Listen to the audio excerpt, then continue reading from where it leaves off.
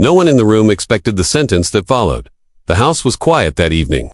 The kind of quiet that made every word sound heavier than it should. Rain tapped softly against the window as Arthur Collins, a 69-year-old retired schoolteacher, slowly lowered himself into his chair. His breathing was uneven, but he tried not to show it. He had learned, over the past year, that showing weakness only invited opinions he didn't ask for.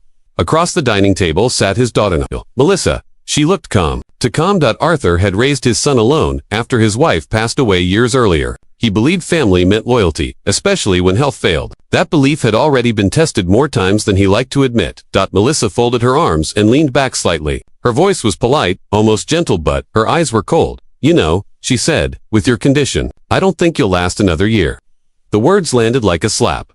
Arthur blinked, unsure if he had heard her correctly. The clock on the wall ticked loudly, filling the silence that followed. His son, Daniel, sat beside Melissa, staring down at his plate, saying nothing. Arthur felt his chest tighten, not from pain but from disbelief. He had been sick for a while. A heart condition, carefully monitored. Serious, yes, but not hopeless. Doctors had been honest, but none had ever spoken in absolutes. Melissa did. You should prepare for the inevitable, she continued. It would make things easier for everyone. Arthur's fingers curled slowly around the edge of the table. Months earlier, when his health began to decline, Daniel had suggested something practical. A medical proxy, someone to make medical decisions if Arthur couldn't. Melissa had volunteered immediately. She's organized.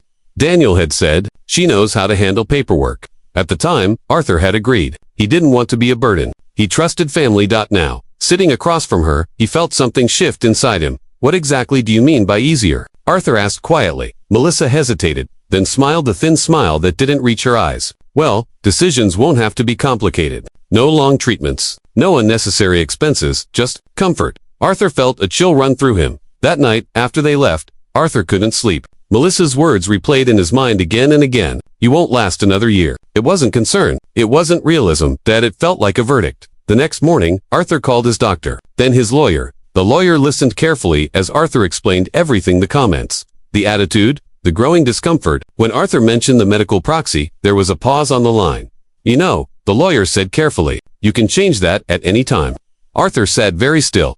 That afternoon, with steady hands and a shaking heart, Arthur signed the paperwork. Melissa's medical authority was officially revoked. He didn't tell Daniel right away. He needed time to think, to breathe, to feel in control again. For the first time in weeks, he felt a strange sense of relief. The relief didn't last long.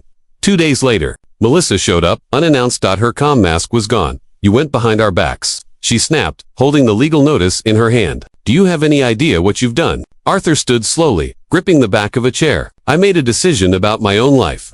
Melissa stepped closer. You're not thinking clearly. This is exactly why I needed that authority. Her voice rose. Daniel stood frozen in the doorway, torn between the two. Arthur felt dizzy. The room seemed to tilt slightly. He tried to speak, but the words didn't come out right. A sharp pressure built in his chest. Arthur, Daniel said, finally moving forward. The floor rushed up to meet him. As Arthur collapsed, his vision blurred, and the last thing he heard was Melissa's voice, sharp, urgent, but not panicked, more annoyed than afraid. And in that moment, as everything went dark, one terrifying thought echoed in his mind. Was this exactly what she had been waiting for? Arthur woke to the steady beeping of a machine. At first, he thought it was part of a dream. The sound came and went, slow and rhythmic, like a metronome counting time he didn't feel. His eyelids were heavy, his mouth dry. When he finally opened his eyes, white light flooded his vision. Hospital ceiling. He turned his head slightly and felt a dull ache spread across his chest. Tubes ran from his arm, and sticky pads clung to his skin. For a moment, panic rose in him, but then training from years of teaching kicked in. Breathe, stay calm. A nurse noticed his movement and smiled gently. Welcome back, Mr. Collins. You gave us a scare. What happened? Arthur whispered. You collapsed. Cardiac episode. You're stable now. Stable. The word should have comforted him, but instead, it reminded him of how close he had come to not waking up at all. A few minutes later, Daniel entered the room. His eyes were red, his shoulders slumped. Dad, he said softly. Thank God. Arthur studied his son's face. The relief looked real. That eased something in his chest just a little. Behind Daniel, Melissa stood near the door. She didn't rush forward. She didn't cry. She simply watched. How long was I out? Arthur asked. Almost 6 hours, Daniel replied. They ran tests. Arthur nodded slowly. Then he looked at Melissa. You knew, she raised an eyebrow. Knew what? That this could happen, Arthur said. His voice was weak, but steady. Melissa crossed her arms. I warned you, your health was fragile. Fragile. That word again. Always said like a weakness, not a condition. A doctor entered the room, interrupting the tension. He explained the situation calmly. Arthur's heart condition had worsened, but it wasn't sudden or mysterious. With proper care, medication adjustments, and monitoring, Arthur still had time. Years, even if things went well. Arthur watched Melissa's face as the doctor spoke. She didn't look relieved. She looked disappointed. Later that evening, Daniel stepped out to take a call. The room felt quiet. Just Arthur, the machines, and Melissa. She moved closer to the bed. "You caused unnecessary stress," she said quietly. "Revoking my authority like that." Arthur met her eyes. "I revoked it because you spoke about my life like it was already over." Melissa sighed, as if he were exhausting her. Someone had to be realistic. "Realistic doesn't mean heartless," Arthur replied. Her lips tightened. "You're emotional? That's dangerous." Arthur felt something harden inside him. For the first time, he wasn't afraid of her. He was clear. "My life is not a problem to manage," he said. "It's my life." Melissa leaned closer. "And if you collapse again, who decides then?" Arthur didn't answer immediately. He didn't need to. The door opened, and the lawyer Arthur had contacted earlier stepped inside, holding a folder. Daniel followed, confused. "I was asked to deliver updated documents," the lawyer said calmly. Melissa's eyes widened as she read the header. Arthur had named an independent medical advocate, not family. Someone neutral. Someone bound only to his wishes. "You planned this," Melissa whispered. "I protected myself," Arthur said. Melissa said nothing more. She turned and left the room without looking back. As the door closed, Daniel finally spoke. "Dad, why didn't you tell me how bad it was between you two?" Arthur looked at his son, exhausted but honest. "Because I kept hoping it would get better." The machines continued their steady rhythm. But outside that room, something had changed. Melissa had lost control, and people who lose control rarely accept it quietly. The next few days passed slowly. Arthur remained in the hospital under observation. His body was tired, but his mind was more awake than it had been in months. Nurses came and went. Doctors spoke in calm voices. Charts were updated. Everything felt controlled. Controlled. Melissa did not return. At first, Arthur felt relieved. The room felt lighter without her presence. But relief soon turned into unease. Silence, he had learned, often meant something was happening elsewhere. Daniel visited every evening after work. He tried to be cheerful, bringing Arthur fresh fruit or the newspaper. But something in his voice had changed. He hesitated before speaking. And when he did, his words felt careful measured. On the fourth day, Daniel finally sat down and sighed. "She's upset," he admitted. Arthur nodded. "I expected that. She says you humiliated her." Daniel continued. "That you don't trust her." Arthur looked out the window at the gray sky. "Trust isn't something you demand. It's something you earn." Daniel rubbed his face. "She thinks you're being influenced. That someone's turning you against her." Arthur almost laughed, but stopped himself. "I didn't need help seeing how she talked about my life." Daniel was quiet. He didn't argue. That worried Arthur more than anger would have. That afternoon, Arthur's new medical advocate visited. Her name was Elaine Harper, a middle-aged woman with kind eyes and a firm voice. She reviewed Arthur's wishes carefully, asking questions without judgment. "What matters most to you?" she asked. Arthur didn't hesitate. "Dignity and being heard," Elaine smiled. "Then we'll make sure of that." For the first time since his collapse, Arthur felt truly supported, but Melissa was not finished. The calls started that evening, not to Arthur but to everyone else. Daniel began receiving messages from relatives Arthur hadn't spoken to in years. Questions, concerns, warnings. "She's telling people you're not thinking straight." Daniel admitted one night that the stress is making you unstable. Arthur closed his eyes briefly. "So now, I'm not sick. I'm incompetent." Daniel didn't respond. 2 days later, a hospital social worker visited Arthur's room. "I just want to check in," she said gently. "We've received concerns about your decision-making capacity." Arthur felt his stomach drop. "Concerns?" From Melissa. Arthur answered every question calmly. He explained his choices clearly, without anger or confusion. The social worker listened carefully, taking notes. At the end, she nodded. "You seem very clear to me." After she left, Arthur sat quietly, hands resting on the blanket. He had expected resistance. He hadn't expected this level of pressure. When Melissa finally returned, it was with a smile that felt rehearsed. "I just want what's best for you," she said sweetly, standing near the foot of the bed. "All this stress can't be good." Arthur met her gaze, then stopped creating it. Her smile faded. "You're making a mistake," she said quietly. "People are starting to talk." Arthur leaned back, exhausted but steady. "Let them." Melissa's eyes hardened. "If you think this ends here, you're wrong." She turned and walked out.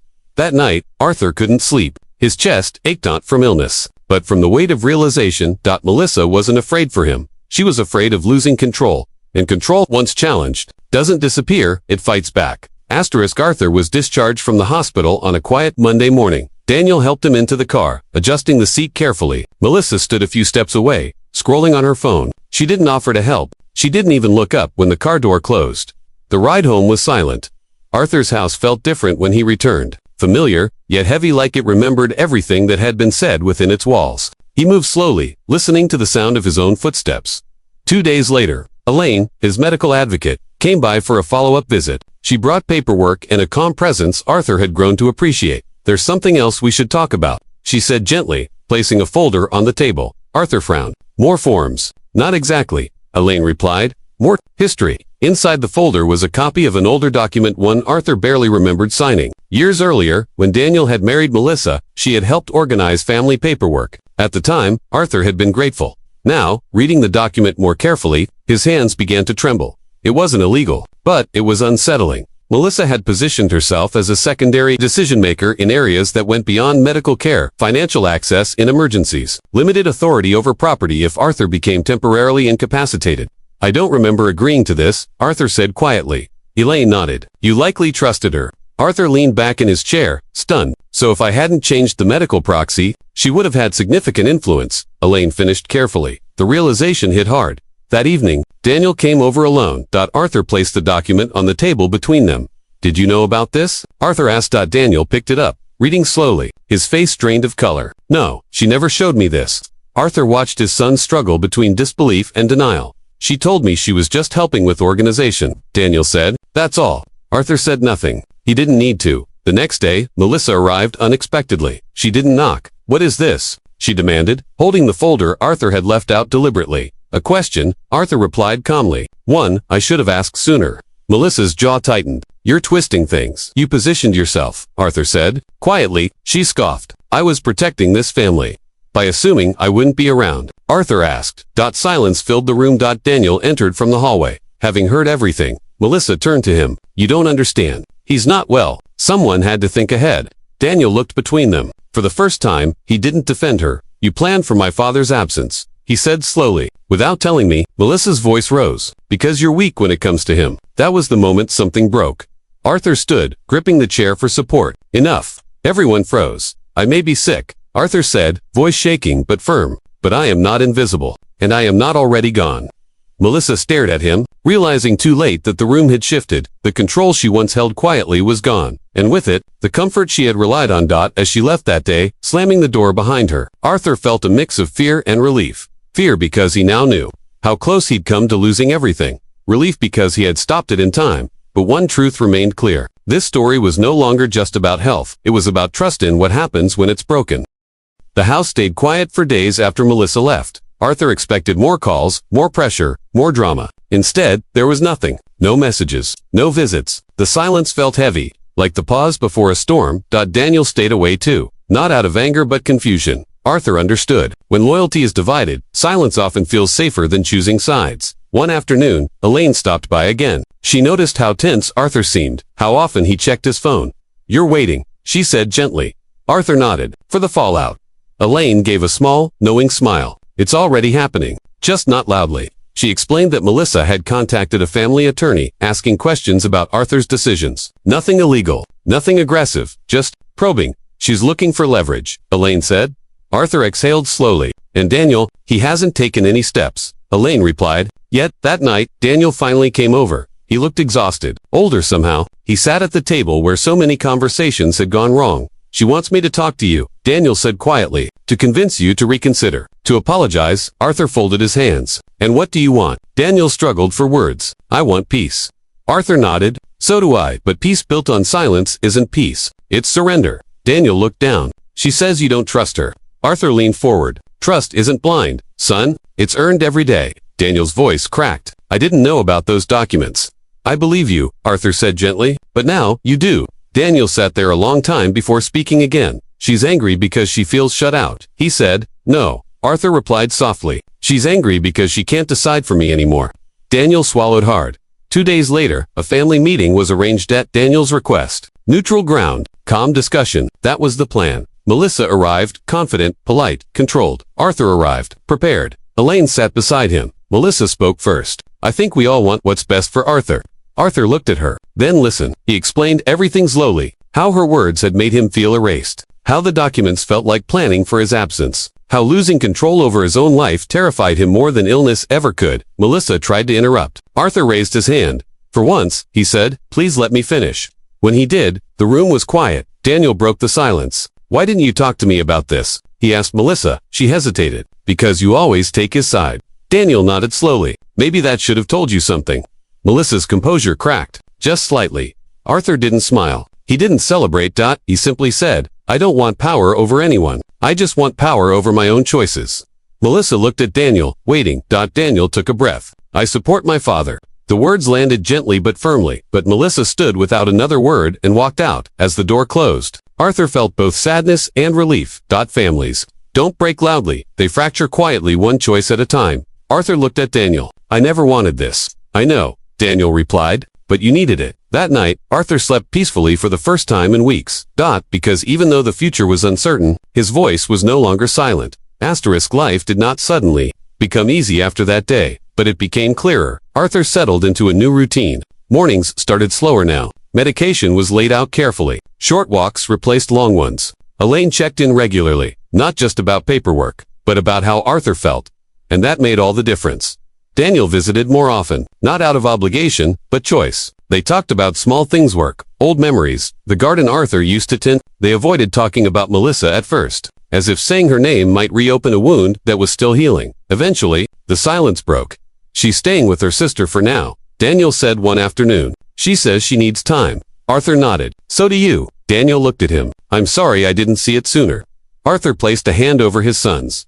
You weren't blind. You were trusting. That's not a flaw. The weeks passed. Arthur's health stabilized. Not perfect but manageable. His doctor was optimistic. Careful with words but honest. He still had time. He said.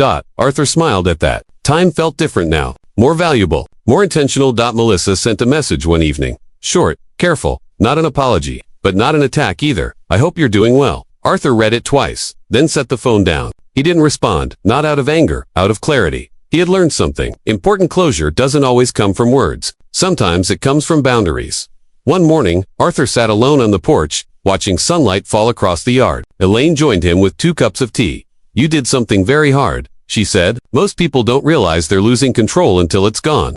Arthur took a slow sip. I didn't want control. I wanted respect. Elaine smiled. That's why you earned it. Later that month, Arthur made one final decision. He updated his documents again, not in fear, but in peace. Clear instructions, clear values, no room for confusion, dignity, voice, choice. He shared everything with Daniel, openly and honestly. There were no secrets left. I trust you, Arthur said, but I trust myself too. Daniel nodded. That means more than you know. Melissa did not return to the house. Their relationship remained distant, cautious. Perhaps one day it would heal. Perhaps not. Arthur accepted that. Not every story ends with reconciliation. Some end with self-respect.